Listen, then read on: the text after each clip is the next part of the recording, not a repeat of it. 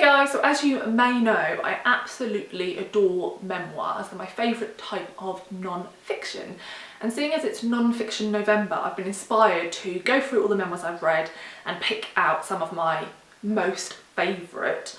I have picked quite a few, so I've decided to talk about 5 in this video, and then what I'll do is every time I read another favourite 5, I'll just keep revisiting this and make it like a series, because I have an insane amount of memoirs on my TBR, probably around 100. So yeah, I'm obsessed. I want to read them all.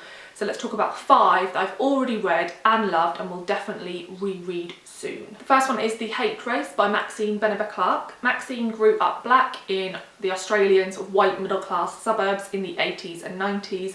And this is a memoir about the racism she endured as a child and a teen. Really shockingly, obviously a lot of the racism is from children her age at school, but even worse, it's from a lot of adults in positions of power, like the teachers, the head teachers, the school counsellors. So it's really hard to read. But at the same time as it being really difficult to read, she writes beautifully about her parents, her home life, why they moved to Australia, the lives they've built for themselves. There's a particular scene where she's describing the living room and the decor and the clothes her mum wears, and I just remember that scene being filled with love. So it's a beautifully written, accessible memoir. I love memoirs that talk about childhood and coming of age, so I'd really recommend this one. The next one is Riverine, a memoir from Anywhere But Here by Angela Palm. I'm going to say this about all of them. I adored this one.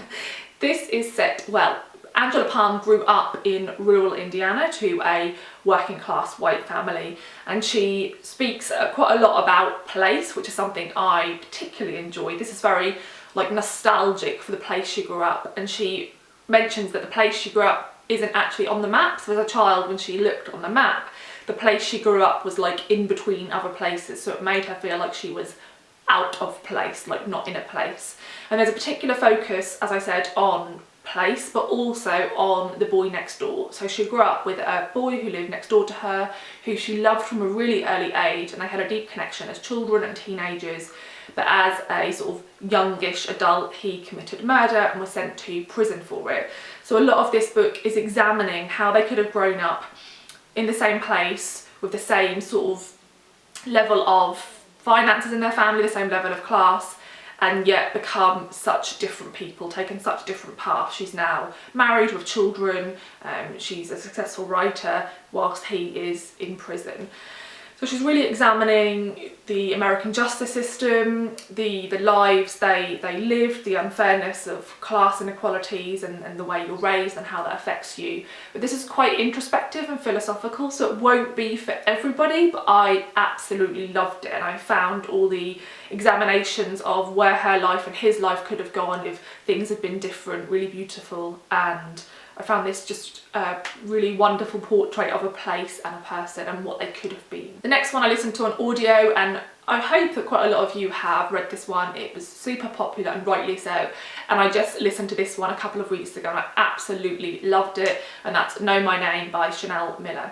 Chanel Miller was the victim known as Emily Doe in the Stanford rape case, and this book is about the moment she goes out on the night out and then is assaulted and cannot remember this happening, and then it follows on as she tries to like sort of build her life back up and learn to live with what happened to her, but also to seek justice for what happened to her. This is beautifully written, and a lot of the times when people release memoirs about incidents like this, a lot of people will think, well, you know, they probably wouldn't have thought about writing if this thing hadn't happened to them and given them the urge to share their story. But actually with Chanel Miller, you can tell she would always have been a writer, and she says that in the memoir. She loves to write, she loves to draw, she loves to create. And this is so beautifully written. Whatever she releases in the future, be it fiction or non-fiction, I will definitely pick it up. She just has a way with words, and that feels like a really like lame thing to say, but it's the perfect thing I can say about the way she writes.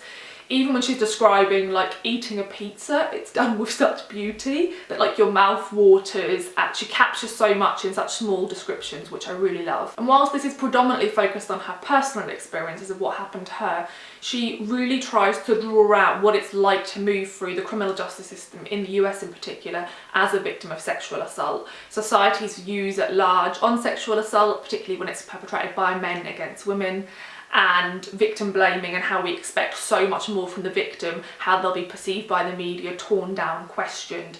She really draws that out, and you can tell that if you were the victim of sexual assault, this would be such a powerful book to read. So whilst it's really hard to read, it also feels really hopeful. You know, she didn't get the outcome she wanted, but she hopefully moved somewhere along the path of enabling people in the future to try harder to get the outcome they wanted, which I found really powerful. Then we have How We Fight for Our Lives by Saeed Jones. I also listened to this one on audio. This is quite a short book. I think it's around 6 hours on audio, but it is exquisite, like pitch perfect. So Saeed grew up as a gay black man in the American South who was raised by his single mother, and the book opens with a description of his mother. He describes her hair and what she's wearing, and it's like reading about a goddess, and I immediately rewound and re-listened to it because I couldn't believe how stunning it was. Saeed is a poet predominantly, and you can really tell. So if you enjoy poetry, if you enjoy super lyrical writing, definitely give this one a go. Although I will say this is a confronting read in a lot of ways. Saeed is writing a lot about the conflict of being gay and black in the American South in particular, and there's lots of instances as he grows, as he becomes a teen, where he purposefully seeks out white men to have sex with, and in a lot of ways it feels like he's punishing himself. A lot of these men are awfully racist and pretty violent and horrific, and he describes these scenes. This is very confronting, it's unflinching, so if you don't like reading about sex or particularly sexual violence, then this might be one to avoid. I thought it was phenomenal. I've heard him, obviously I listened to him read it, I've seen him do readings as well online. It's just incredibly powerful, and the way he talks about, there's a particular scene where he is interested in a white guy at a party, and he says that he's like the goddamn American dream. He's like the archetype of what we expect all white male America to be, and the night ends with an incident with this guy, a pretty awful incident, and the way he writes it is just like soul destroying. It's phenomenal. And this is also like a love letter to his mother. So in one part it feels like it's a memoir about him moving through growing up as a gay black man and the conflict of that, and learning to not hate himself really, but also it's about the fact that throughout all that, even when his relationship with his mother is complicated by him being gay, he just truly adores her and holds her up as this just wonderful, powerful woman. So I really loved that as a celebration of a strong black woman. I thought it was amazing. So you have to read it. And then lastly for this video, I have Long Live the Tribe of Fatherless Girls by T. Kira Madden. And when I was thinking about these memoirs, I mean, I think they're all phenomenal, but I think this could be my favourite memoir of all time, and that's a hard thing to say, but this just has so many of the things I truly adore. So the author grew up in Boca Raton in Florida, initially raised by her mother, who was Hawaiian Chinese, and her father was already married with 2 sons, and his wife and sons knew nothing about her and her mother. And so throughout her early years he would come and visit and leave money and then go away to his other family. Eventually he does leave them and comes to live with her and her mother. This memoir is written in small essays, and it's split into I think 3 chunks. One of those chunks is really focused on her mother, one is focused on her father, and one is focused on her growing up and the girls she surrounded herself with. This is filled with so many themes, and she explores them all brilliantly. So she grew up in an incredibly privileged family in terms of material wealth. Her father was involved in the whole like Wolf of Wall Street movement. Her uncle is Steve Madden, the shoe designer, I believe. So there was a shit ton of money, not always gained legally. There was also an excess of like everything. So there was lots of drugs and alcohol available, and from a really young age she got super involved in this excess with her friends. She also grapples from quite a young age with being queer, so she has lots of girl friends who she's really close to, but she never really reveals that to, and they're quite heavily involved in just trying to live accessibly in every way.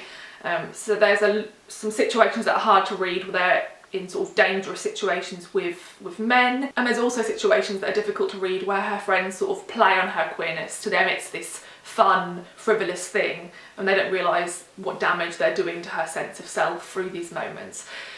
It's exquisite, it's so perfectly written, the themes it explores are excellent.